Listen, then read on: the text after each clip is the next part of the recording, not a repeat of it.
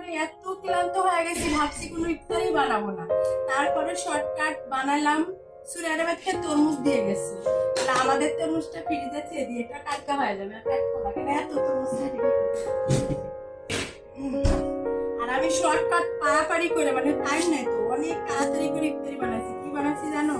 এই যে একটু ছোলা করলাম, তারপরে এই যে ডিমের চপ করেছি, এবং এই যে নিজের হাতে বেগুনি বানাইছি আমি, আর ডিমের চপ, ছোলা। আর এটা বানাইছে খালেদা না শেখাচ্ছি না কর ইয়া সুরাইয়া, যে মিষ্টি কুমড়ার গুলো ইয়া হয়, হ্যাঁ মিষ্টি কুমড়ার গুলো কি মানে বেগুনি খাওয়া যায়, এই জন্য মিষ্টি কুমড়ার বেগুনি বানাইছি। আর এই যে শসা কাটবো, শরবত করবো, মুড়ি মাখাবো, আলহামদুলিল্লাহ এটাতেই হয়ে যাবে। কেন আমাদের রাব্বি আজকে রোজা আছে বুঝছো, বড় বড় মানুষ কিন্তু রোজা থাকে না।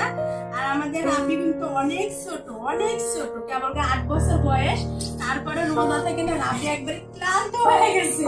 রাব্বি রোজা আছে, সবাই মাশাআল্লাহ বলো, দেখতে হবে না আসতে টাকার। আমি রোজা থাকি তাহলে আমাদের রাব্বি তো অবশ্যই রোজা থাকে বুঝছো।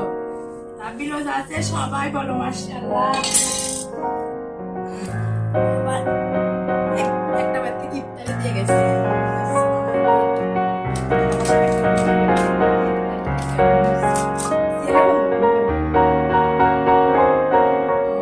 শসা দিছে, কলা, আপেল, তরমুজ। রাব্বি খাবি, রাব্বি আছে রাখিস, রাব্বিও খাইতেছে না কেন বলিস ইফতারি সারে বাড়ি বাড়ি হলো সমস্যা তাই না, ইফতারি কারো বাড়ি খাইলে সমস্যা